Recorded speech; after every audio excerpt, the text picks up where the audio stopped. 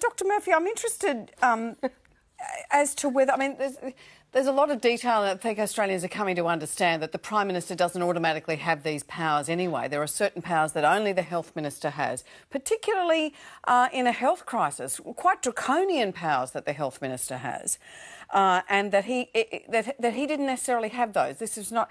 I wonder, do you reflect on the scale of that deception? Does that trouble you that, you know, when those questions were asked in Parliament to the Finance Minister, the Health Minister, the Resource Minister, the Treasurer, et cetera, Home Affairs Minister, that he didn't reveal himself to be those ministers? Those people.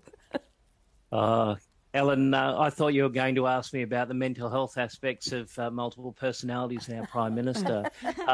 I can certainly see why in the current environment he might forget or want to forget that he was a finance minister. Look, this is the man, right or wrong, this is the man who was leading our country. He was the man. Like, beyond, this is the man we have to trust. You know, it's not up to the Governor-General to try and work out what his policies are. I think it was interesting, Peter Dutton said, you know, most of it's out there now. How much is there left out there? Like, you know, what don't we know about this? You know, we had two health ministers during one of our biggest crises that continues today. General practice is on the precipice of collapse in Australia. We had two health ministers and we couldn't solve it.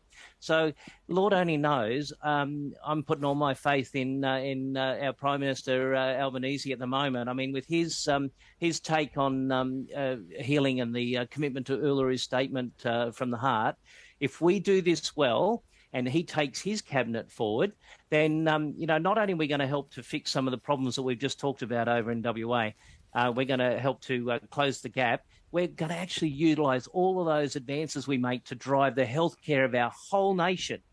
How exciting is that? And we can help with some mental health for our former Prime Minister with his multiple personalities.